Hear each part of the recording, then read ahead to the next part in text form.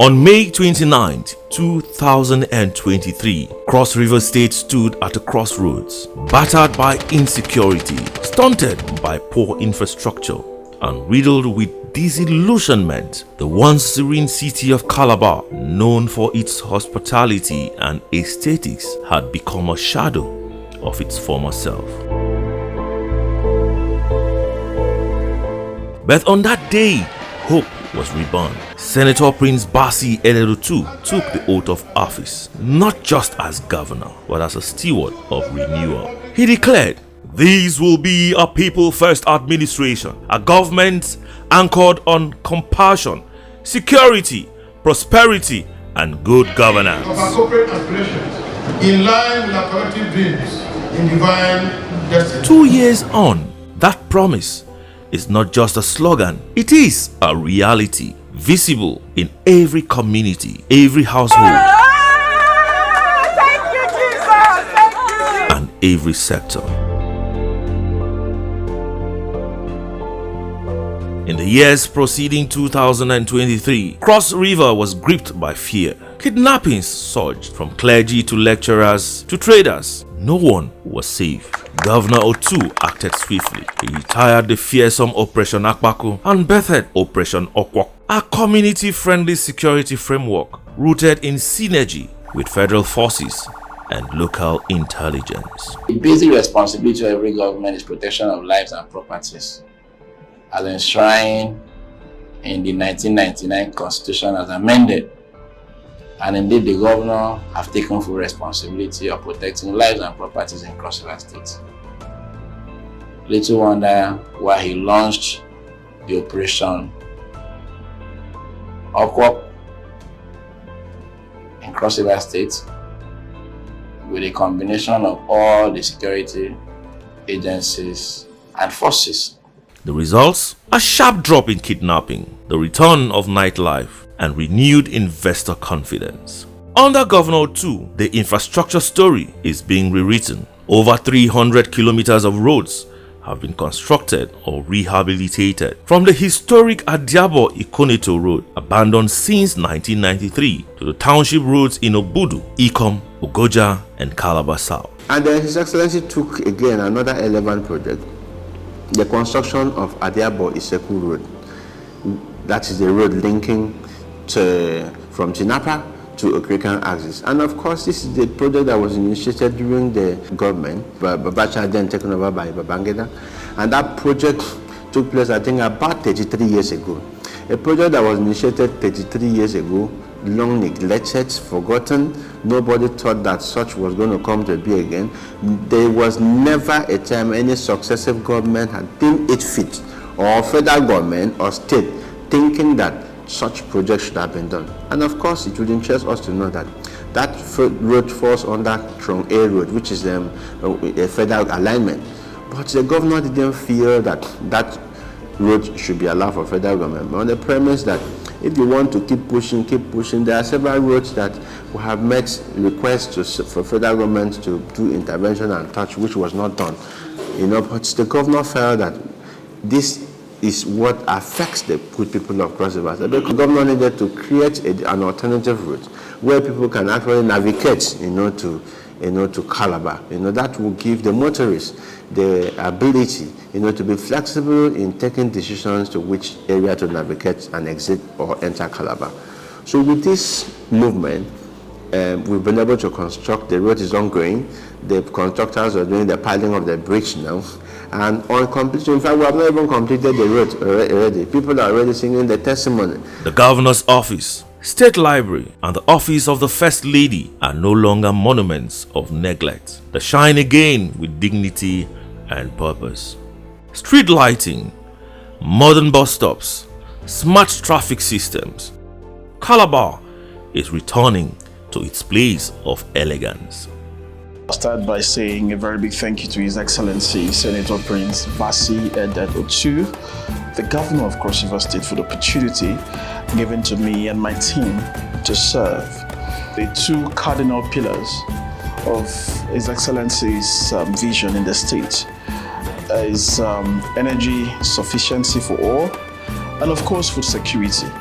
Every other thing balances under that. The essence speaks for itself. When people can have power and energy, and of course can be secured, can have food security, of course that's the pivotal and the strong reasons for economic development, particularly when it has to do with power. So when are we starting the CICC to Hamlet Junction? Well done, guys. It is beyond our imagination to see that in 2 years, the rehabilitation of and remolding of Cross River State in 2 years has never been experienced, never in our history. But he came with a focus. First, restoration. He stood on the bone of restoration. He started with the governor's office. He went through Her Excellency's office, government residents, the Peregrino, the deputy governor, the presidential lodge, the state library complex, as far as extending to the local government civil service commission. While engaging those projects, he went as far as going into road infrastructure. First, the state was consumed by potholes from destination Calabar to all the metropolis. He was able to tackle the potholes and created a zero-tolerance pothole city.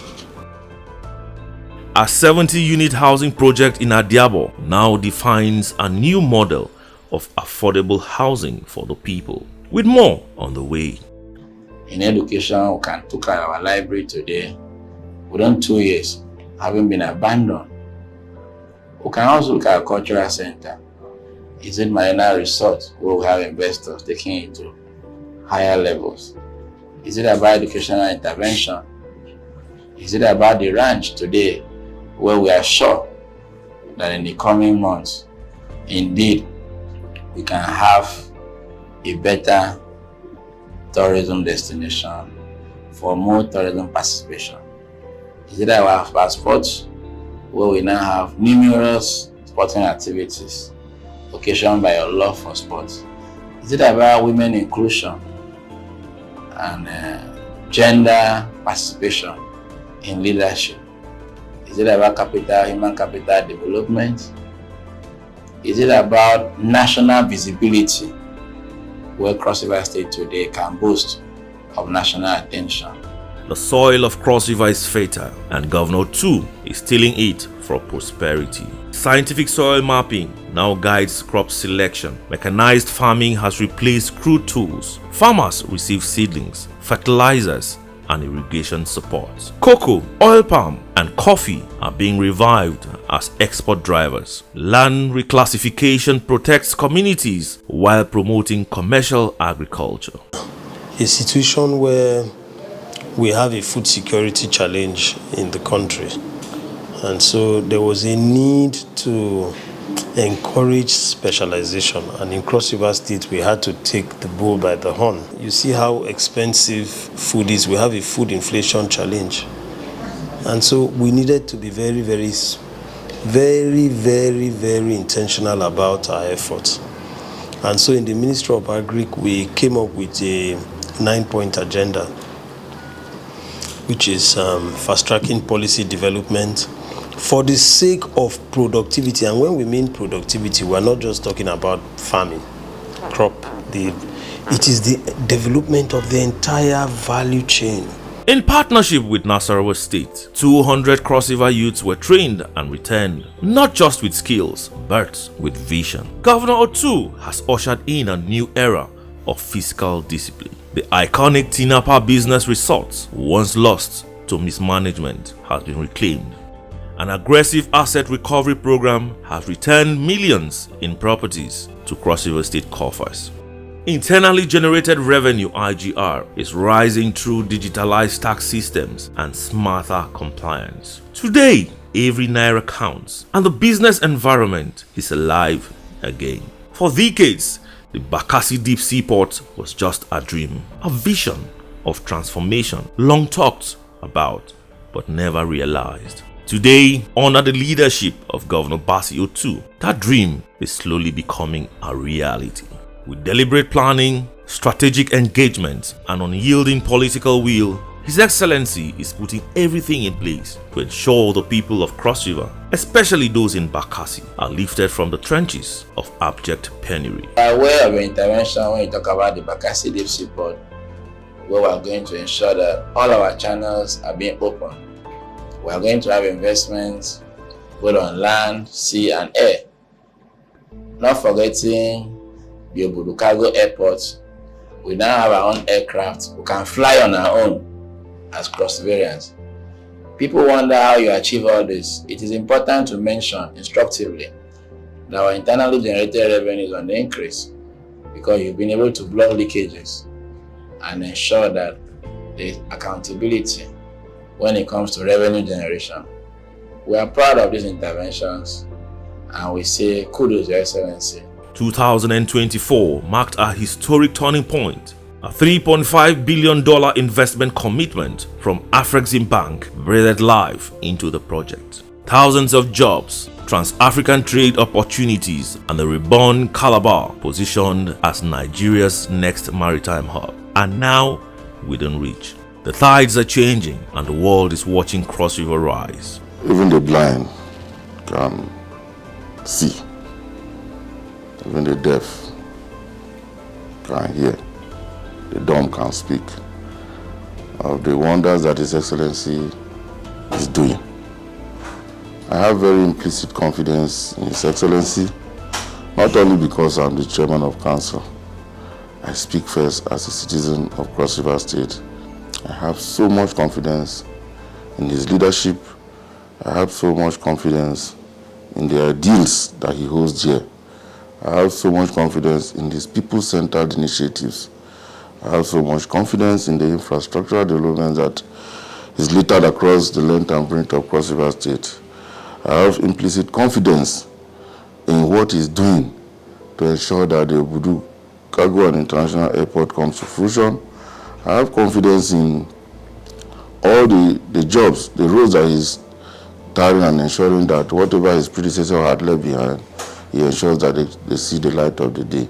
Education is no longer a privilege, it is a promise. Governor Otu's administration has fully funded WAEC fees for over 30,000 students, giving hope to vulnerable and poor families who never dreamt of it. Technical schools now hum with activity. Teachers are retrained. Learning environments are cleaner, brighter, and better equipped. Every child deserves a future, and Cross River is lighting that path. Empowerment is no longer a handout, it is a platform. Through Skyron Electronics, youths are being trained, employed, and empowered. Agritech, digital literacy, MSME grants. Governor Otu is redefining what it means to be young in Cross River. Electricity is life and it's returning to Cross River. Bekwara and Akampa, that for over a decade, now glow again. 10,000 homes are being electrified with solar. Etome now runs on a 440 kilowatts mini grid. The Accountant General's office enjoys 24/7 solar energy. A new state electricity policy has birthed agencies targeting 95% access by 2028. The energy revolution is clean, smart, and people first. Calabar is blooming again. Kuda is back. Enforcing planning, cleaning, beautifying, waste management is smarter. The Lemna dump site is regulated. The Center for People with Special Needs is renovated. Dignity restored. Thousands of youths are planting trees and pride across the city. It has been awesome.